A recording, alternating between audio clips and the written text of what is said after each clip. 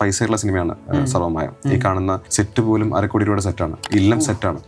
സെറ്റാണ് നമ്മൾ കാണുന്ന മന സെറ്റ് ഇട്ടതാണ്. അത് പുറമെ നിന്നുള്ള രാജീവൻ എന്നുള്ള നമ്മൾ കാക്ക അല്ലെങ്കിൽ വിജയന്റെ പടങ്ങള്, പ്രഭാസിന്റെ പടങ്ങള്, ഈ അടുത്ത അമരൻ, ഇതൊക്കെ ചെയ്തതാണ് ചെയ്തിട്ടുള്ളത്. അപ്പോൾ അവരുടെ ഇൻപുട്ട് അജി എന്നുള്ള നാട്ടിലെ ആർട്ട് ഡയറക്ടറാണ് ചെയ്യുന്നത്. അപ്പോൾ അവരെല്ലാവരും കൂടിയിട്ട് ഒത്തൊരുമിച്ചിട്ട് നമ്മുടെ കൂടെ നിൽക്കുകയാണ് ഒരു പ്രൊഡക്റ്റ് ഉണ്ടാക്കാൻ. അപ്പൊ പിന്നെ പിച്ചില്ലാതെ വേറെ ഓപ്ഷൻ ഇല്ല.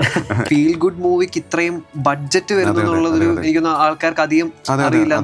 എല്ലാവരും നോക്കുമ്പോൾ അതിനകത്ത് ഒരു വലിയ സ്റ്റാർ ഉണ്ടെങ്കിൽ അയാളുടെ റെമ്യൂണറേഷൻ വരുന്നത്, ബാക്കിയെല്ലാം നാച്ചുറലി ഹാപ്പനിങ് ആയിരിക്കും ഉള്ള സ്ഥലങ്ങൾ. പക്ഷെ ഇപ്പൊ പറഞ്ഞപ്പോഴാണ് സെറ്റ്, VFX അങ്ങനത്തെ ആൾക്കാർക്ക് ഈ കൊലപാതകവും വില്ലന്മാരെ കൊല്ലലില്ലെങ്കിൽ പടത്തിന് ബഡ്ജറ്റ് അങ്ങനെ ഒരു വിചാരമുണ്ട്. എവിടുന്നോ വന്നൊരു തോട്ടുണ്ട്. അതെ. പാച്ചു സറോമയുടെ അത്രയും ചിലവായ സിനിമയാണ്. പാച്ചുവിന്റെ ട്രെയിനിന്റെ ബഡ്ജറ്റ് മാത്രം 63 മുതൽ 70 ലക്ഷം രൂപയാണ്. 70 lakhs ആണ് ട്രെയിന് മാത്രം. അതിലത്തെ ബോംബെ ചേരി ഷൂട്ട് ചെയ്യാൻ പെർ ഡേ 10 lakhs ആണ്.